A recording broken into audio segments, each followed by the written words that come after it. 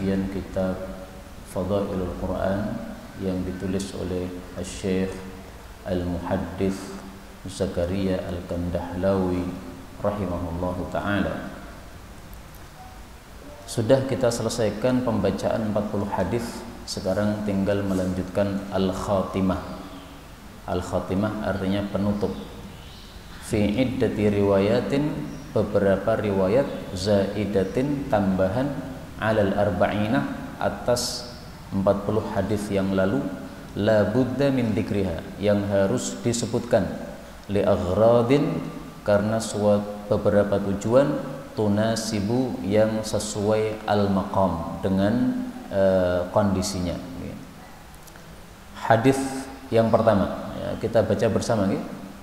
Al-hadithul awwal an Abdul Malik bin Umair mursalan qala Rasulullah sallallahu alaihi wasallam fi fatihatil kitabi shifaa'un min kulli da'in, rawahu ad-Darimi wal Baihaqi fi Syu'abil Iman.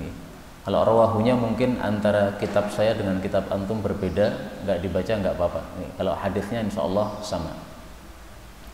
Dari Abdul Malik bin Umair secara mursal, dia mengatakan bahwa Rasul sallallahu alaihi wasallam bersabda, fi Fatihatil Kitab, di dalam surat Al-Fatihah.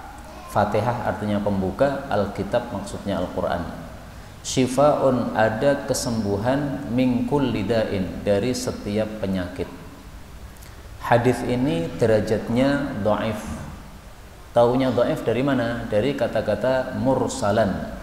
Yang disebut hadis mursal adalah hadis yang sanadnya terputus karena seorang tabi'i langsung meriwayatkan dari Nabi Muhammad sallallahu alaihi wasallam. Padahal tabi'i itu tidak bertemu dengan Nabi. Tabi'i itu bertemunya dengan para sahabat Nabi sallallahu alaihi wasallam. Nah, maka ini sanadnya putus. Tapi meskipun hadisnya ini dhaif, mari kita lihat apakah isinya benar atau tidak benar. Isinya mengatakan bahwa surat Al-Fatihah merupakan kesembuhan dari segala penyakit. Artinya surat Al-Fatihah bisa untuk kesembuhan, untuk obat, untuk ruqyah. Nah, kalau makna ini maka sahih berdasarkan hadis muttafaqun alaih yang sudah sering kita tampilkan, tapi tidak ada masalah kita tampilkan lagi supaya semakin hafal terhadap hadis-hadis Rasulullah sallallahu alaihi wasallam. Karena hadis-hadis ini kalau baru kita baca sekali saja nggak akan hafal. Diulang-ulang pasti akan hafal lama-lama.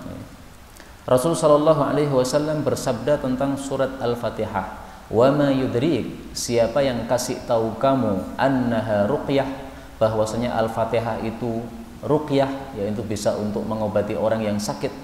Qad asabtum, kalian sudah tepat. Ya, jadi dipuji oleh Nabi, seorang sahabat Nabi yang bernama Abu Sa'id Al-Khudri, yang dia meruqyah orang sakit gara-gara terkena sengatan binatang berbisa, kemudian dia ruqyahi, dia obati dengan Fatihah. Dibenarkan oleh Nabi sallallahu alaihi wasallam. Nah, maka makna ini benar ya, bahwa Fatihah bisa untuk kesembuhan dari segala penyakit. Tetapi sebenarnya semua ayat Quran itu bisa untuk ruqyah. Berdasarkan kalam Allah Subhanahu wa taala di dalam Al-Qur'an pada surah Al-Isra ayat 82, "Wa nunazzilu minal Qur'ani ma huwa syifaa'un." Kami turunkan Al-Qur'an sesuatu yang bisa menjadi syifa, kesembuhan. Nah, Al-Qur'an di sini umum, tidak hanya Al-Fatihah. Berarti semua ayat Quran bisa untuk kesembuhan. Karena itu hadis tadi bukan untuk mengkhususkan Al-Fatihah, tetapi kasus yang dialami Nabi itu ada sahabatnya yang bacakan Fatihah sehingga beliau menyebutkan Fatihah. Baik, maka kesimpulannya isi hadis ini bisa diterima ya, surat Al-Fatihah bisa untuk kesembuhan dari segala penyakit. Adapun kata-kata ini syifa'un min kulli da', kesembuhan dari segala penyakit, yang sahih hadisnya adalah beberapa hal yang disebutkan oleh Nabi Shallallahu Alaihi Wasallam, tetapi bukan Al-Fatihah. Contohnya, Nabi mengatakan, "Thalathun fihinna shifa'un min kulli da'." Ada 3 perkara yang mengandung kesembuhan dari semua penyakit. Illasam, kecuali penyakit mati tidak bisa ditolak. Yang pertama apa? As-sana, pohon sana. Saya nggak ngerti pohon apa. Yang jelas ini satu jenis tanam-tanaman yang biasa untuk obat. Was-sanut, sanut ini banyak tafsirnya. Salah satunya artinya adalah madu. Nah, maka madu itu mengandung kesembuhan untuk segala penyakit. Ini hadisnya sahih, diriwayatkan oleh Imam Nasai. Maka bagi siapapun yang sakit, saya menyarankan supaya selain kita meminum obat dari dokter, juga minumlah obat yang disampaikan oleh Nabi SAW. Madu mengandung kesembuhan dari segala penyakit. Madu itu dipuji oleh Allah dalam Al-Quran. Di dalam surat An-Nahl, keluar dari tubuhnya lebah, sesuatu yang bisa untuk obat. Nah, ini adalah kesembuhan untuk segala penyakit. Demikian juga sabda Nabi SAW yang lain, alaikum bi albanil baqar, selalulah minum susu sapi, fa innaha tarumu min kulli syajar, karena sapi itu makan dari segala jenis pohon, wa huwa syifa'u min kulli da, dan dia merupakan kesembuhan dari segala penyakit. Hadis riwayat Hakim sahih. Nah, kalau kita melakukan ini tujuannya untuk mengamalkan sunnah Nabi, ada pahalanya. Jadi jangan semata-mata minum saja, tapi lakukan niatan untuk sunnah Nabi. Minum obat dari dokter, minumnya dengan apa? Dengan madu. Tujuannya apa? Mengikuti sabda Nabi SAW. Diminum dengan susu sapi, tujuannya apa? Mengikuti sabda Nabi SAW. Langganan setiap pekan beli susu sapi misalnya 1 hari dalam sepekan, tujuannya apa? Mengikuti sabda Nabi. Ini pahala. Jadi tujuannya bukan hanya kenikmatan minuman ya, tapi tujuannya lebih kepada mencari pahala dari Allah Subhanahu wa taala. Demikian juga Rasulullah sallallahu alaihi wasallam bersabda, "Man ihtajama li sab'i asyrah", barang siapa yang bekam pada tanggal 17 minasyahri, dari bulan Arab ya, wa tis'a asyrah, atau tanggal 19, wa ihda wa ishrin, atau tanggal 21. Jadi disuruh milih antara 3 ini, 17, 19, 21, dipaskan. Kana lahu syifa'an min kulli da', itu menjadi kesembuhan dari segala penyakit. Hadis riwayat Abu Dawud, disahihkan oleh Al-Imam Al-Hakim.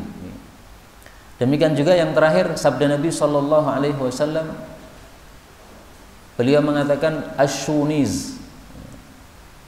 Ada yang tahu syuniz? Asyuniz dawa'un min kulli da'. Syuniz adalah obat dari segala penyakit. Illasam, kecuali penyakit mati, maka tidak bisa disembuhkan dengan syunis. Ini hadis sahih riwayat Ibnu Sunni. Nah, syunis itu adalah nama lain dari habbatus sauda. Nah, ini semua yang hadisnya sahih. Sana, sanut, susu sapi, syunis, sama satu lagi apa? Bekam tanggal 17 atau 19 atau 21, itu yang hadisnya sahih dengan kata-kata syifa'un min kulli da', obat dari segala penyakit. Adapun Fatihah ini tidak sahih hadisnya, meskipun isinya bisa diterapkan. Kita lanjutkan hadis kedua, al haditsus tsani, monggo dibaca. An Atha ibni Abi Rabah qala balaghani anna Rasulullah sallallahu alaihi wasallam qala man qara'a yasin fi sadrin nahari qudiyat hawaijuhu, rawahu ad-Darimi wa isnaduhu dha'ifun mursalun. Dari Atha bin Abi Rabah, dia mengatakan balaghani, telah sampai berita kepada saya bahwasanya Rasulullah sallallahu alaihi wasallam bersabda, man qara'a yasin, barang siapa yang membaca yasin, maksudnya surat yasin. Kapan membacanya? Fi sodrin nahar, di awal siang, maksudnya pagi hari. Qudiyat, pasti diselesaikan, hawaijuhu, hajat-hajatnya oleh Allah Subhanahu wa taala. Hadis diriwayatkan Darimi, sanadnya dhaif plus mursal. Mursal tadi sudah saya sampaikan ya. Seorang tabi'i meriwayatkan langsung dari Nabi, ini mursal. Karena Atha bin Abi Rabah ini seorang tabi'i, dia muridnya Ibnu Abbas. Nah, dia meriwayatkan langsung dari Nabi, mursal namanya, kayak begini. Dia mengatakan balaghani, sampai kepada saya. Nah, sampai kepada saya ini nggak jelas sumbernya dari mana. Nah, hadis-hadis yang seperti ini disebut hadis-hadis balaghon, Hadis-hadis yang sampai tanpa jelas sumbernya dari mana, ini termasuk hadis yang dhaif. Maka kesimpulannya hadis ini derajatnya apa? Dhaif. Bahkan para ulama mengatakan tidak ada satupun hadis yang sahih tentang fadilah surat Yasin. Saya ulangi lagi. Para ulama mengatakan tidak ada satupun hadis yang sahih tentang fadilah surat apa? Yasin. Ini kaidah. Sehingga nanti kalau kita ketemu hadis apapun fadilah Yasin, pasti derajatnya apa? Dhaif. Mungkin ada yang bertanya, loh kan itu ada itu hadis yang disahihkan oleh Ibnu Hibban. Hadisnya ada dalam Bulughul Maram, kita cari coba. Dalam Bulughul Maram ada itu fadilah Yasin yang sahih, disahihkan oleh para ulama. Baik, kita buka hadisnya. Bahwasanya Rasulullah sallallahu alaihi wasallam bersabda, Iqra'u ala mautakum Yasin. Iqra'u, bacakanlah, ala mautakum, kepada orang-orang yang akan mati di antara kalian. Bacakan apa? Yasin, surat Yasin. Diriwayatkan oleh Abu Dawud, Nasai, dan disahihkan oleh Ibnu Hibban. Nah, ini kan sahih. Nah, maka jawaban saya dua. Yang pertama, yang mensahihkan di sini adalah Ibnu Hibban. Artinya sahih menurut beliau saja, menurut ulama-ulama yang lain tidak. Dan Ibnu Hibban terkenal dia itu mutasahil, mudah dalam pensahihan hadis. Nah, sekarang penjelasan kedua, bahwasanya hadis ini didhaifkan oleh ulama-ulama yang lain. Kenapa? Lahu iddatu ilal. Hadis ini punya beberapa cacat. Nah, tapi cacatnya ini tidak disebutkan di sini, itu disebutkan bil asal, ya, pada kitab asal, karena ini hanya ringkasan, tidak disebutkan oleh pentaklik kitab ini. Ringkasnya, hadis tentang disuruh membacakan surat Yasin kepada orang yang akan mati, ini derajatnya diperselisihkan oleh para ulama.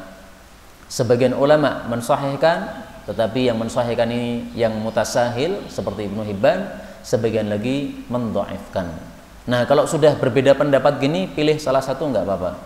Sehingga kalau ada orang yang mau mati, susah matinya, panjenengan terapkan ini hadis, nggak apa-apa. Mengikuti pendapat yang mengatakan apa? Sahih, nggak ada masalah. Kita bukan ulama, kita ngikuti ulama, nggak ada masalah. Demikian juga hadis yang disebutkan oleh Ibnu Katsir di dalam kitab tafsirnya. Barangkali ada yang sering baca kitab tafsir Ibnu Katsir. Nah, di sana ada hadis yang disahihkan Ibnu Katsir. Man qara'a Yasin fi lailatin, siapa yang baca Yasin dalam satu malam, asbaha maghfuran lahu, maka dia masuk pagi hari sudah diampuni dosanya oleh Allah Subhanahu wa taala. Dan barang siapa yang membaca surat Hamim Ad-Dukhan, maka dia pagi hari juga sudah diampuni oleh Allah. Lah ini kata Ibnu Katsir, isnadun jayyidun. Hadis ini sanadnya bagus. Berarti kan sahih. Nah, maka saya jawab, ini bagus menurut Ibnu Katsir. Perhatikan ulama lain mengatakan dalam sanadnya ada rawi bernama Hisham bin Ziyad. Apa kata Ibnu Hibban tentang Hisham bin Ziyad? Kana mimman yarwil mawdu'at anits thiqat. Dia termasuk orang yang biasa meriwayatkan hadis-hadis palsu dari rawi-rawi yang thiqat. Nah, berarti dia bermasalah riwayat hadisnya. Hatta yasbiqa ila qalbil mustami' annahu kana al-muta'ammid laha. Sehingga orang yang mendengar hadis itu akan mengira bahwa dialah yang bersengaja memalsukan hadis itu. La yajuzul ihtijabu jubih. Kesimpulannya tidak boleh berdalil dengan hadis yang dibawakan oleh Hisham bin Ziyad ini. Nah, maka sekali lagi ini masih ada perselisihan. Ibnu Katsir mengatakan sanadnya baik, itu kan menurut beliau. Menurut yang lain sanadnya bermasalah, ada rawi bernama Hisham bin Ziyad suka meriwayatkan hadis-hadis palsu. Nah, maka ringkasnya yang saya katakan tadi, bahwa tidak ada satupun hadis sahih tentang fadilah surat apa? Yasin. Kalau ada yang sahih, itu sahihnya masih sahih dalam perselisihan pendapat. Sebagian mensahihkan, sebagian mendhaifkan. Itu kesimpulannya. Tapi tidak ada masalah panjenengan suka baca surat Yasin, gak ada masalah. Karena semua surat dalam Quran itu bebas kita suka yang mana.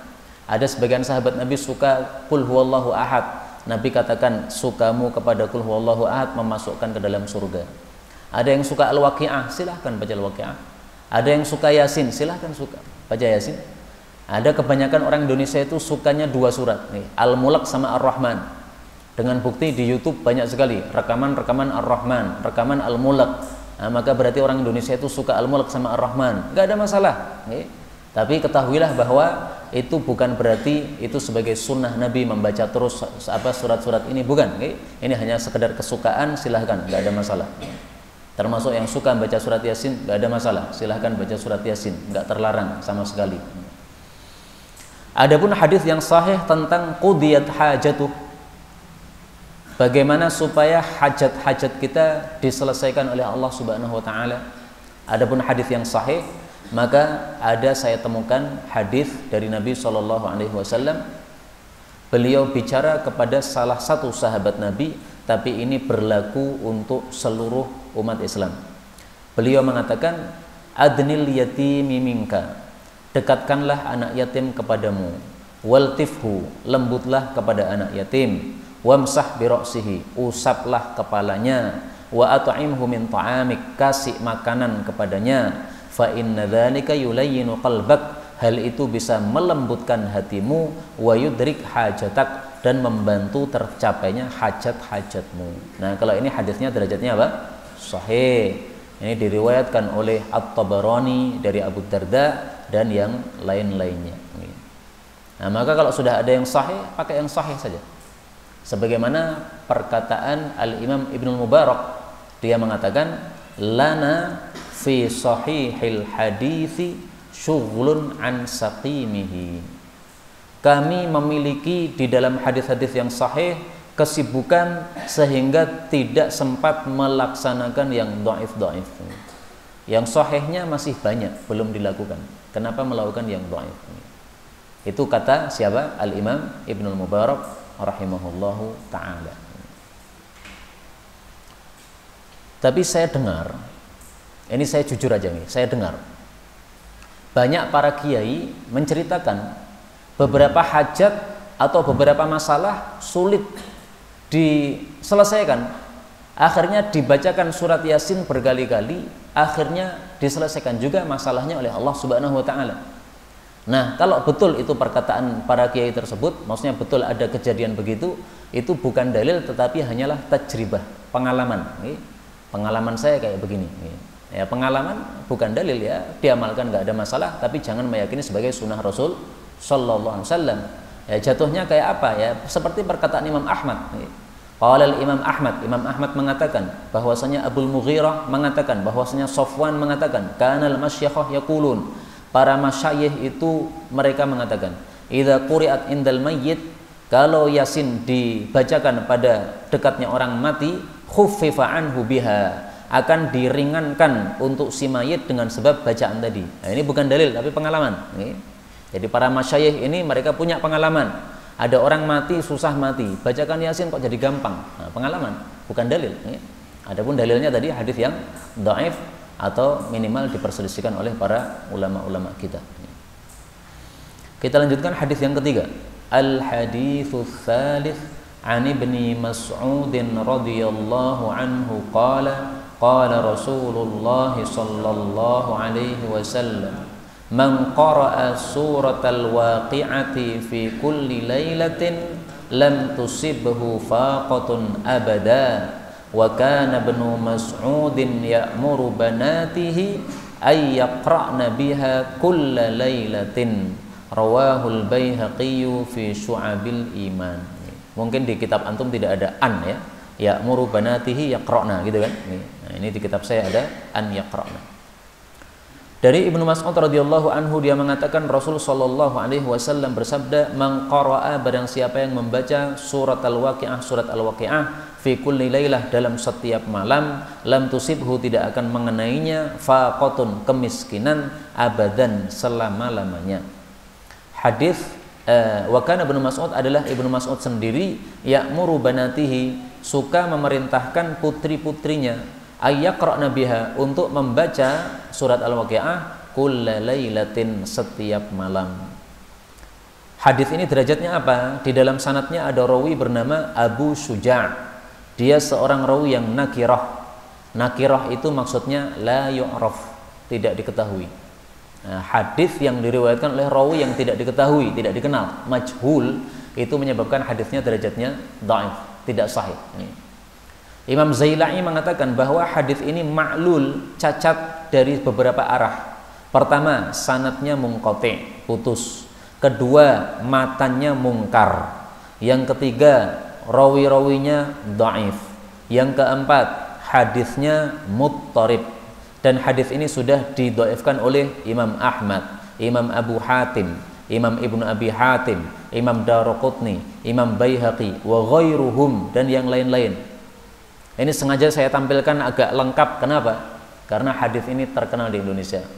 Orang Indonesia sering mengatakan waqingah, waqiah disebut apa? Waqingah, dibaca setiap malam. Silahkan baca setiap malam, nggak terlarang. Tetapi meyakini ini sebagai sabda Nabi itu yang bermasalah.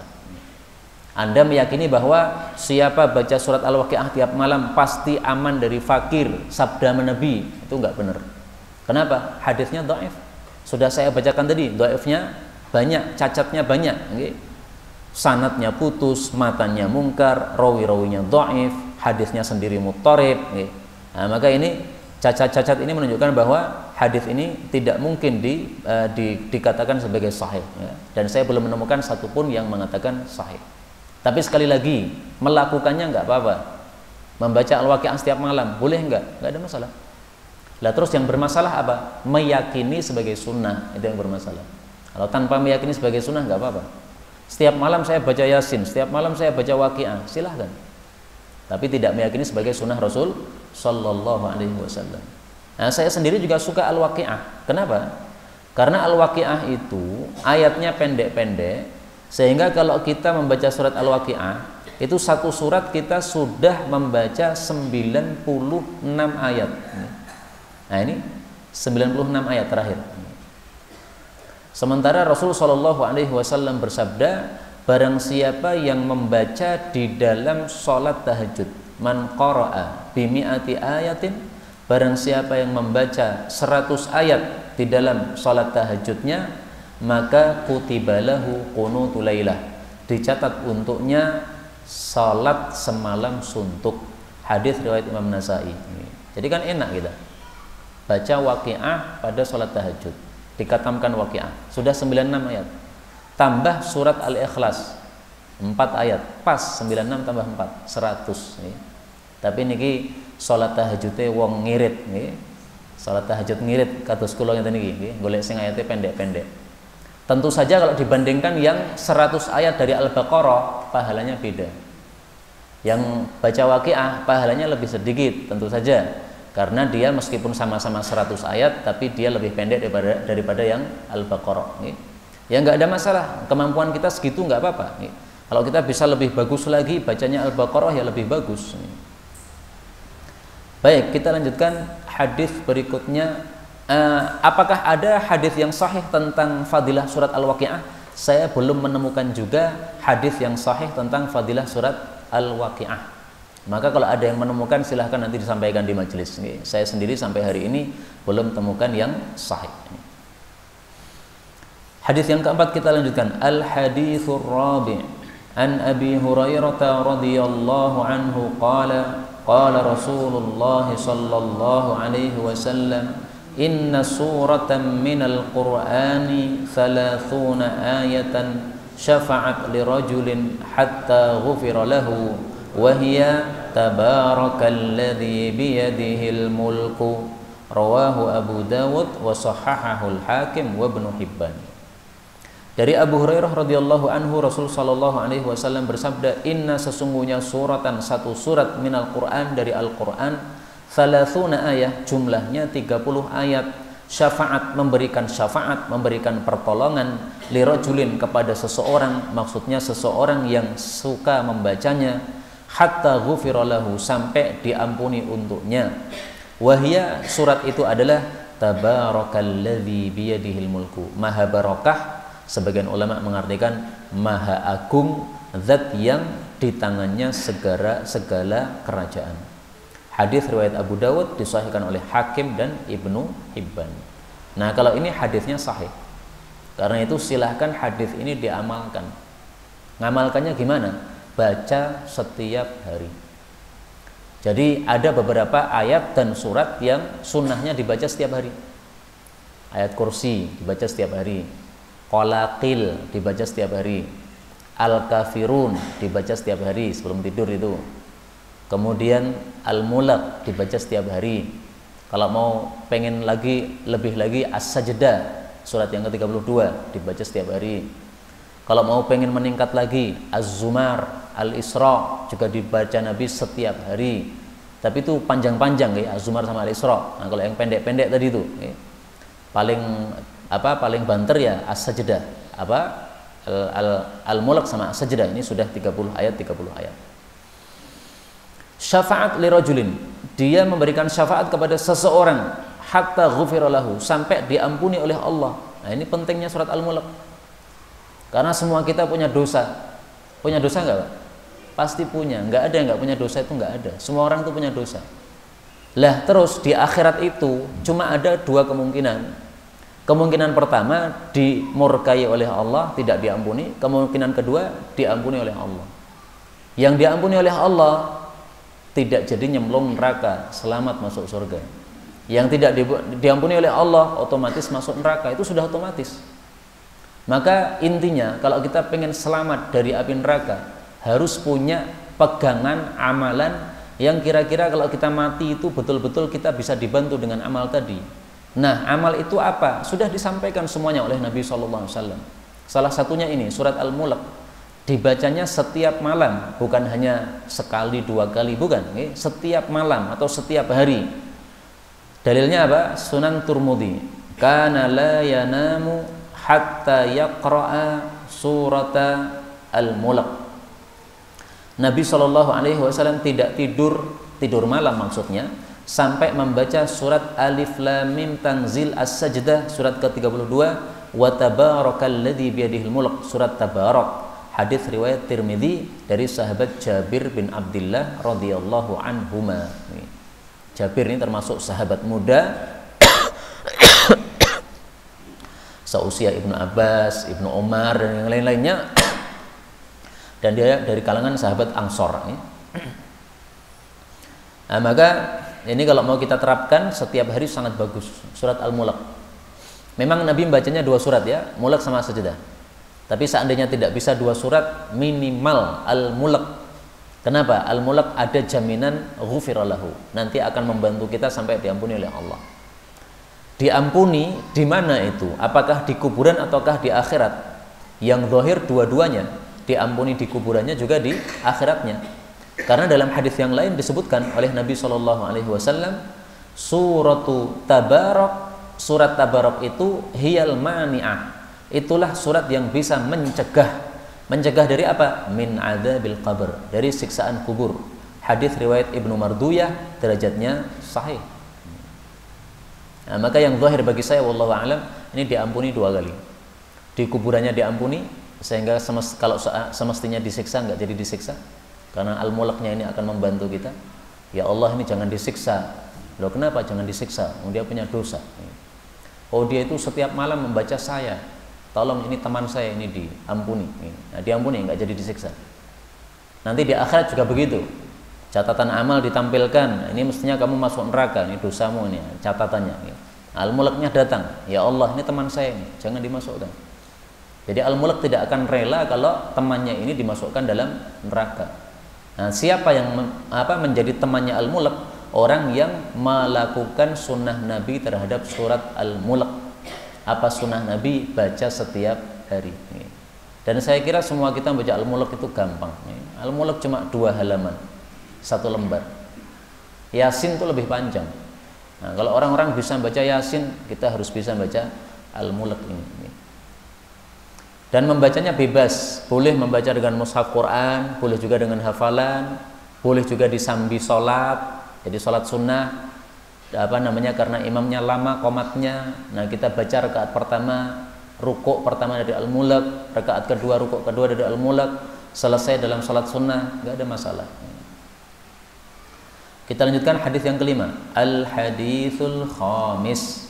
An Ibni Abbas radhiyallahu anhuma qala qala rajulun ya Rasulullah ayyul amali afdal qala al-halul murtahil qala ya Rasulullah mal halul murtahil qala sahibul qur'ani yadribu min awwalihi hatta yablugha akhirahu wa min akhirihi hatta yablugha awwalahu kullama hallar tahal rawahu Tirmidzi wa qala gharibun ay dhaif wa qad tafarrada bihi Shalih al-Mirri wa huwa matruk wallahu alam. Ini tambahan dari saya ya.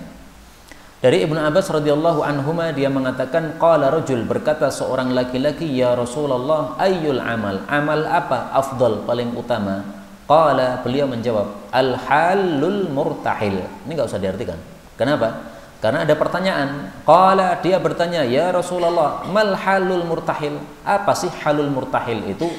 Qala, beliau menjawab sahibul Quran, sahabatnya Al-Quran, yaitu yang selalu baca Quran.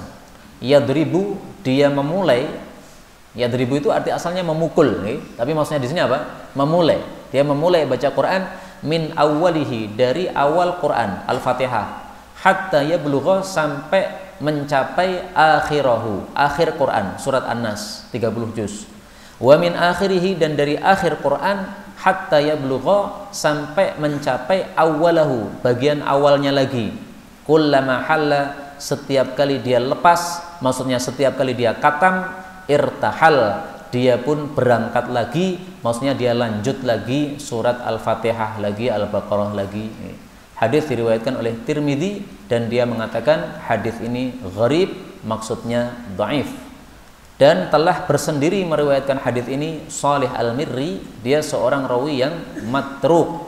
Nah, rawi matruk ini termasuk rawi yang dhaif, maka hadis ini derajatnya apa? Dhaif. Meskipun derajatnya dhaif, kita amalkan bagaimana? Boleh tidak? Boleh. Gimana pengamalannya? Gini pengamalannya. Ini sunnah para qurra. Jadi saya tidak berani mengatakan ini sunnah Nabi karena hadisnya dhaif. Tapi saya berani mengatakan ini sunnah para qurra. Ulama-ulama ahli qiraat, mereka punya kebiasaan. Kalau sudah selesai baca 30 juz, itu tidak berhenti begitu saja. An-Nas selesai tidak langsung ditutup dengan doa, enggak. Tapi An-Nas selesai langsung lanjut Al-Fatihah. Habis Al-Fatihah selesai, lanjut Al-Baqarah sampai wa ulaika humul muflihun. Ayat berapa nih, Pak? Kelima, ya? Wa ulaika humul muflihun. Nah, kalau sudah sampai Al-Muflihun, baru mushaf ditutup, kemudian doa khataman Quran. Nah, Al-Muflihun ini ayat yang kelima. Nah, itulah yang dimaksud al-halul murtahil. Al-halu yang lepas, maksudnya yang sudah selesai. An-Nas, al-murtahil yang berangkat lagi, lanjut lagi Al-Fatihah, Al-Baqarah. Ini dilakukan boleh enggak? Boleh. Kenapa boleh? Ini sunnahnya para qurra. Para qurra melakukannya, para ulama-ulama tidak mengingkarinya. Berarti ini bukan sesuatu yang bid'ah. Jadi bisa dikatakan ini sepakatnya para qurra. Sepakatnya apa? Para qurra, para ahli qiraat. Tapi kalau dikatakan sebagai sunnah Nabi, ya itu enggak benar, karena hadisnya derajatnya apa? Dhaif. Apakah ada hadis yang bicara tentang ini yang sahih? Ya coba kita cari nih. Ada enggak hadis yang bicara kayak gini tapi derajatnya sahih? Ada enggak?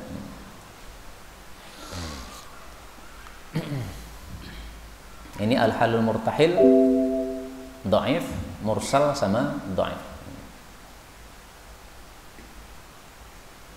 Nah, ini saya cari di dalam kutubus sittah, ternyata semuanya sama ya, tidak ada yang mengatakan atau belum kita temukan yang mengatakan sahih. Semuanya mengatakan derajatnya apa? Dhaif. Wallahu a'lam bissawab. Tapi diamalkan nggak ada masalah. Dan saya biasanya pada halaqah Quran yang saya bina itu saya mengamalkan halul murtahil. Kenapa? Pertama, karena ini adatnya para ahli qiraat. Dan kita disuruh untuk mengikuti para ulama.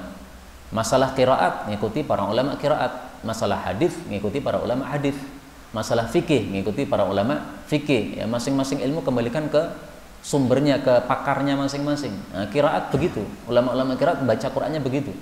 Ya tidak harus begitu, tidak harus Anas lanjut gitu, enggak. Tapi saya senang kayak begitu, sebagaimana adatnya para ulama qiraat. Alasan pertama saya begitu. Alasan kedua, supaya kita semangat untuk lanjut lagi. Karena kalau Anas selesai kemudian habis itu berhenti, nah, sehingga tidak ada semangat lagi untuk lanjut. Tapi kalau Al-Fatihah lanjutkan Baqarah sudah lanjut 5, besok pasti nambah lagi aja. Kenapa? Sudah dapat 5 ayat, masa berhenti, lanjut terus. Nah, wallahu alam bissawab, itu sepanjang yang saya tahu ya adalah seperti itu. Wallahu alam bissawab. Tapi nggak harus gitu Pak ya. Jadi saya tekankan lagi, tidak harus khataman Quran dengan bentuk begitu. Seandainya panjenengan khatam sampai Anas kemudian langsung ditutup baca doa, nggak apa-apa. Tapi seandainya dilanjutkan Al-Fatihah, Al-Baqarah ayat 5 baru berhenti kemudian baru doa, nggak ada masalah. Dua-duanya boleh ya, silahkan aja mana yang lebih disukai, nggak ada masalah.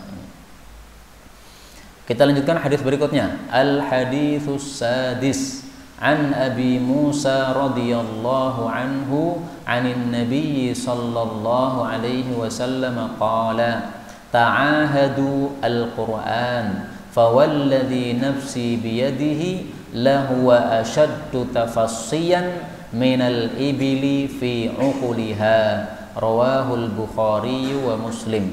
Nah, ini hadis sudah berulang-ulang kita bahas, nggak ada masalah ya. Dari Abu Musa al-Ash'ari radhiyallahu anhu, Nabi bersabda sallallahu alaihi wasallam, ta'ahadu, ulang-ulangilah Al-Qur'an, Al-Qur'an ini. Fawalladhi, maka demi zat yang, ya, wawunya ini artinya demi, wa demi, alladhi, zat yang nafsi jiwaku biyadihi, di tangannya, yaitu demi Allah.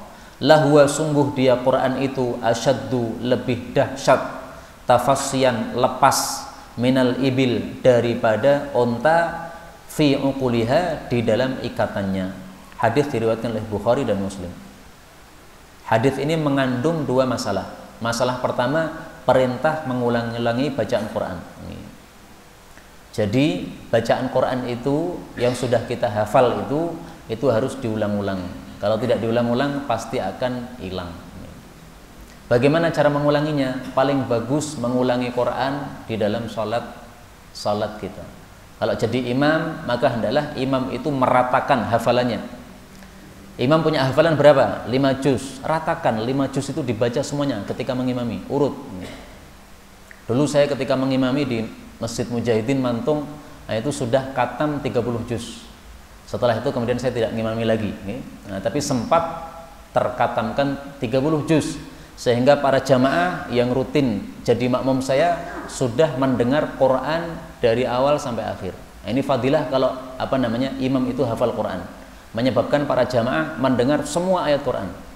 Tapi kalau imamnya tidak hafal Quran, maka tentu saja yang didengar oleh jamaah yang dihafalkan oleh imam itu saja. Kalau dia hafal 1 juz, ya berarti mereka hanya dengar 1 juz, lain-lainnya nggak pernah dengar.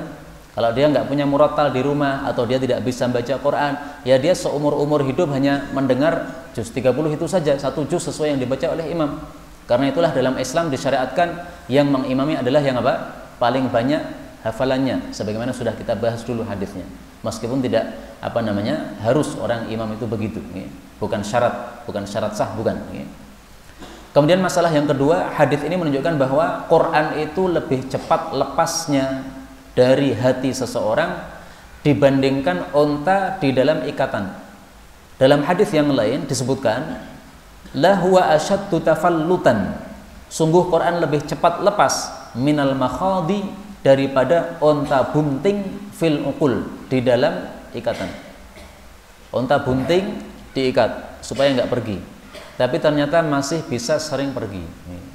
Kekuatannya besar dia, maka sehingga dia bisa lepas dari ikatan. Nah, Quran kata Nabi itu lebih dahsyat, lebih kuat lepasnya daripada onta tadi.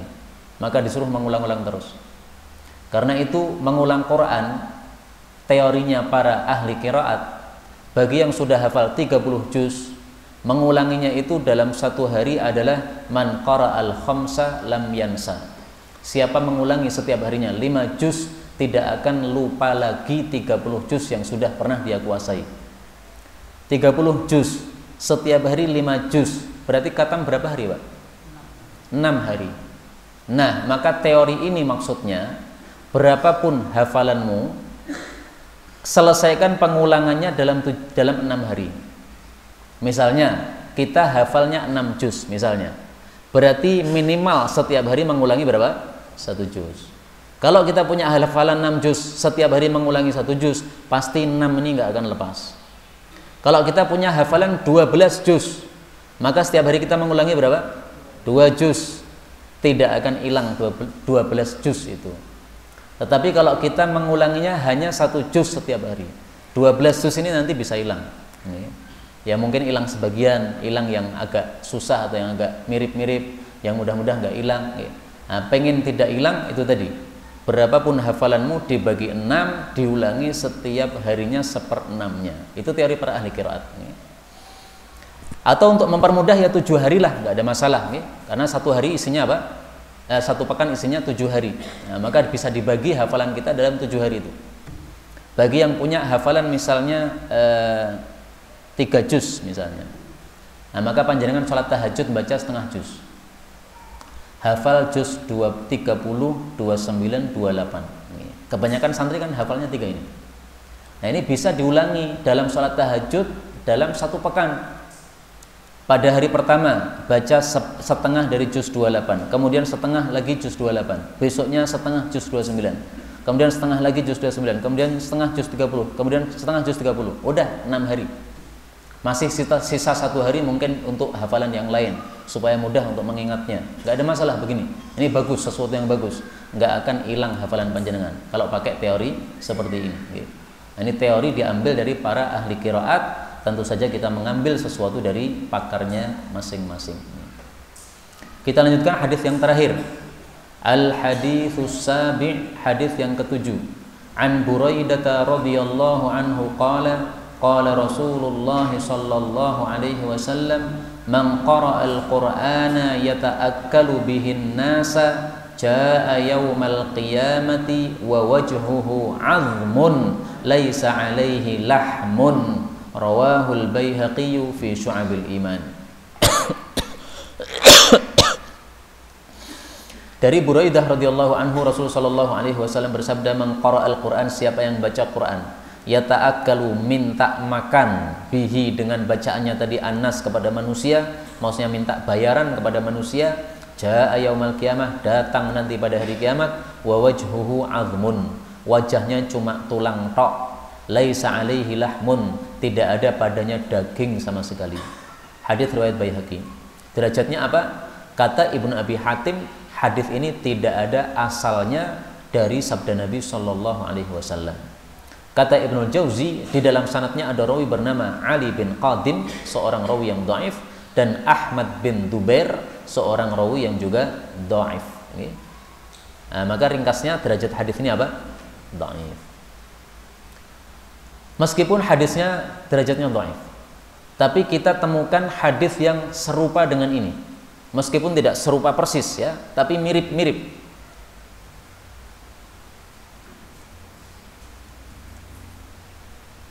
Mirip-mirip sebagian isinya, tidak semua isinya, tapi sebagian isinya. Yaitu hadis Nabi yang diriwayatkan oleh Al-Imam At-Tirmidzi di dalam kitab Sunannya. Rasulullah sallallahu alaihi wasallam bersabda, "Man qara'al Qur'ana falyas'alillaha bihi." Barang siapa yang telah membaca Quran, hendaklah minta kepada Allah dengan bacaannya tadi. Jadi selesai baca Quran, doa kepada Allah, minta. Ya Allah, saya sudah membaca Quran, saya minta. Minta apa terserah. Kita butuh apa, punya hajat apa, minta kepada Allah Subhanahu wa taala. Maka Quran boleh untuk tawassul. Fa innahu sayaji'u aqwamun yaqra'unal Qur'an, karena akan datang nanti beberapa kaum yang baca Quran, yas'aluna bihin nas, meminta kepada manusia upah dari bacaannya tadi. Dan ini sudah terjadi pada masa sahabat Nabi sallallahu alaihi wasallam. Ada seorang sahabat Nabi namanya Imran bin Husain. Dia melewati seorang qari, pembaca Quran, lagi baca Quran. Selesai baca Quran, thumma sa'al, kemudian dia minta. Jadi dia berada di masjid baca Quran. Selesai baca Quran, dia kemudian mengatakan, silahkan yang tadi mendengarkan bacaan saya ngisi kotak infak. Saya bawa ke rumah nih kotak infaknya. Jadi kayak ngamen ya, Pak. Ngamen selesai toh nggih. Nah, terus ngiderkan apa? Kotak. Ini untuk saya nih. Nah, ini fastarja. Maka Imran bin Husain mengucapkan inna lillahi wa inna ilaihi raji'un. Baca Quran minta upah kepada manusia tidak pantas. Baca Quran itu ibadah mahdhah, tidak bisa untuk apa namanya? Upah-upah kayak begini. Beda dengan pengajaran ilmu. Ada orang ngajar matematika, satu bab matematika dinilai berapa rupiah, nggak ada masalah kayak begitu. Dari orang tidak paham dijadikan paham. Nah, ini memberikan manfaat. Tapi baca Quran cuma suruh mendengarkan, habis itu minta upahnya, tidak pantas kayak begini. Dan ini merata, menyebar di sebagian masyarakat. Ada orang mati, gitu, ngundang orang untuk baca Quran supaya pahalanya dihadiahkan kepada si mayit. Habis itu yang baca Quran dibayari. Kalau nggak dibayarnya mereka nggak mau datang. Nah, ini kayak begini nih. Ini seperti yang disampaikan oleh Nabi, akan datang para kaum yang mereka baca Quran kemudian minta upahnya kepada para manusia. Ini tidak sepantasnya, guys. Bukan satu sikap yang baik terhadap Al-Quran Al-Karim yang telah diturunkan oleh Allah Subhanahu wa Ta'ala. Hadis-hadis sudah selesai kita baca, kemudian silahkan dilihat pada halaman 676. Di situ ada cerita panjang doa supaya kita hafalan Qur'annya kuat.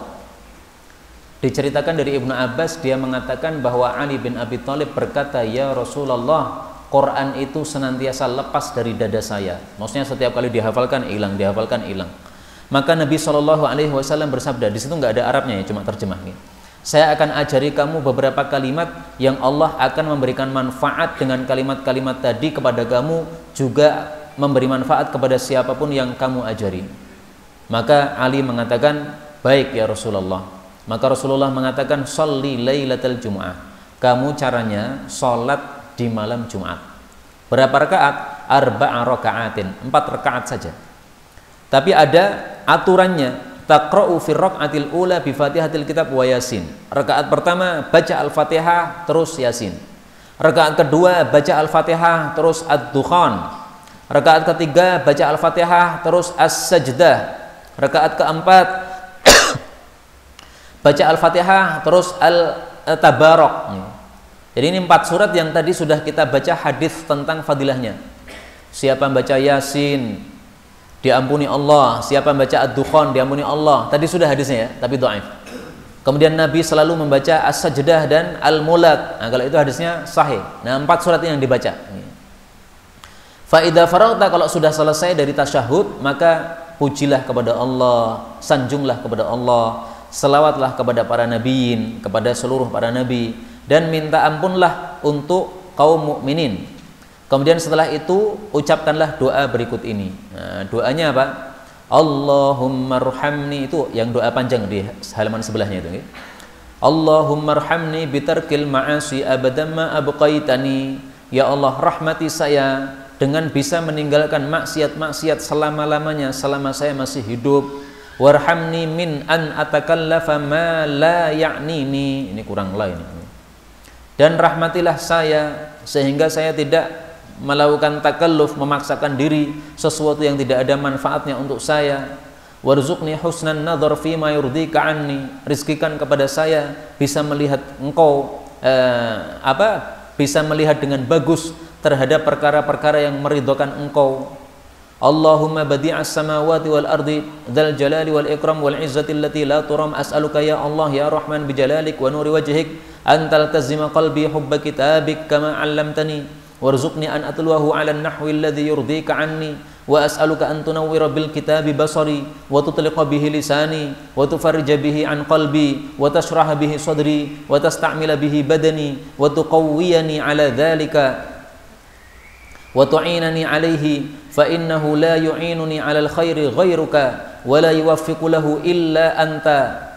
Doanya sampai di sini selesai. Okay. Kemudian Rasulullah sallallahu alaihi wasallam bersabda, lakukan hal itu 3 kali Jumat atau 5 kali Jumat atau 7 kali Jumat. Tahfaduhu bi'ilmillah. Kamu pasti akan hafal Al-Qur'an dengan izin Allah Subhanahu wa taala. Wa ma akhta'a mu'minan qattu. Perkara ini tidak akan meleset kepada orang yang betul-betul beriman. Lalu Ali bin Abi Thalib datang lagi kepada Nabi setelah 7 kali Jumat. Lalu dia mengabarkan kepada Nabi, saya sudah menguasai seluruh Al-Quran dan juga hadis-hadis Nabi sallallahu alaihi wasallam. Jadi tidak hanya hafal Quran, juga hafal hadis. Maka Nabi mengatakan, kamu itu betul-betul beriman demi Rabbul Ka'bah. Ajarkanlah wahai Abu Hasan. Abu Hasan itu kunyahnya Ali bin Abi Thalib. Ajarkanlah wahai Abul Hasan kepada orang lain. Hadis panjang ini dengan doa panjang ini riwayat Tabarani, tetapi hadis ini kata Ibnu Jauzi la yasih, tidak sahih. Kenapa? Ada rawi bernama Muhammad bin Ibrahim, dhaif. Ada rawi juga namanya Abu Saleh, dia juga seorang rawi yang dhaif, bahkan matruk. Maka ringkasnya hadis yang panjang ini, doa supaya kuat hafalan, ini hadisnya dhaif. Lah terus kalau hadisnya dhaif gimana? Boleh nggak doa ini dibaca? Doa dibaca nggak apa-apa, doa bebas kita boleh. Yang tidak boleh meyakini ini sebagai sunnah Nabi sallallahu alaihi wasallam. Maka panjenengan membaca doa ini silahkan, nggak ada yang melarang sama sekali, ya. Tidak benar kalau dilarang. Doa yang baik kenapa dilarang? Tapi jangan kemudian menyalahkan hadis Nabi, ya. Wah, saya sudah mempraktekkan nih, hafalan saya masih nggak kuat. Memang hadisnya dhaif kok. Pertama itu. Yang kedua, orang membaca doa apapun, tapi kalau tidak punya usaha untuk mengulang-ulang hafalan Quran, nggak akan ada manfaatnya. Itu sama dengan orang minta, tapi dia sendiri melakukan sesuatu yang menghalangi dari permintaan tadi. Sama aja. Misalnya minta air minum, tapi air minum setelah datangkan nggak mau minum, ya akan haus juga. Setelah didatangkan air minum supaya hausnya hilang, minum. Demikian juga hafalan. Setelah minta kepada Allah supaya hafalannya kuat, ya ada usaha mengulang. Maka Imam Bukhari itu ditanya. Imam Bukhari kan hafalannya kuat sekali. Beliau mendengar satu kali udah nggak usah ngulang lagi, udah hafal. Padahal beliau mendengarkan 100 hadis. 100 hadis dalam satu waktu kayak begini, misalnya 1 jam jabarkan 100 hadis, itu pengajian selesai langsung hafal. Bisa mengulang lagi tanpa melihat buku, tanpa dia menulis. Kalau kita kan nulis dulu, Imam Bukhari nggak nulis. Jadi pengajian nggak pernah bawa pena, hanya mendengarkan aja, dihafalkan. Nanti sampai rumah baru kemudian beliau ulangi di rumah. Nah, Imam Bukhari ditanya, wahai Imam Bukhari, obat apa yang kamu makan supaya hafalan kita bisa seperti kamu? Nah, maka beliau mengatakan, kalau ada sesuatu yang berguna untuk hafalan, maka yang paling penting adalah banyak melihat dan mengulang. Banyak melihat, dibaca terus, diulang terus. Imam Bukhari saja begitu. Seolah-olah beliau mengatakan nggak ada itu obat kuat hafalan, itu nggak ada. Kamu makan berapapun madu, makan berapapun kismis, katanya kismis menguatkan hafalan. Apel menguatkan hafalan, madu menguatkan hafalan. Tapi berapa liter pun kamu makan, kamu minum, kalau nggak pernah usaha mengulangi hafalan, tidak ada gunanya itu, nggak ada menguatkan hafalan sama sekali. Karena itulah Imam Bukhari menyarankan banyak terus-terus melihat Quran, mengulang-ulang terus, lama-lama kita akan hafal sendiri dengan izin Allah Subhanahu wa Ta'ala. Seperti surat Al-Fatihah, semua orang hafal, padahal nggak pernah hafalkan. Kenapa? Dengar terus, lama-lama hafal. Qalaqil, 3 surat Qul, Al-Ikhlas, Al-Falaq, An-Nas, semua orang hafal. Kenapa? Itu sering dibaca orang, akhirnya hafal sendiri tanpa harus menghafalkan.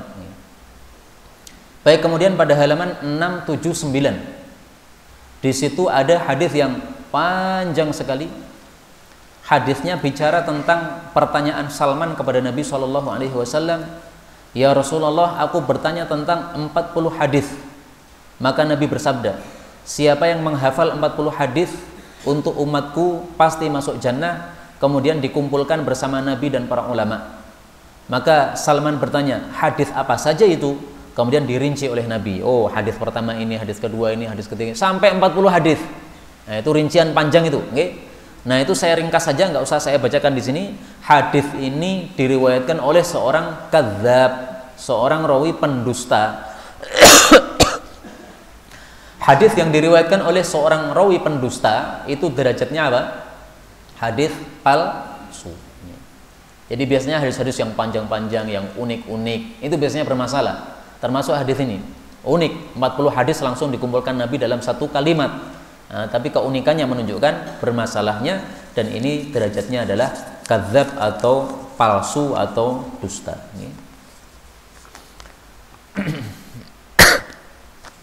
Baik, inilah yang dapat kita pelajari dari kitab ini. Alhamdulillah sudah kita selesaikan pengajian kitab Fadhailul Quran karya Syekh Kandahlawi.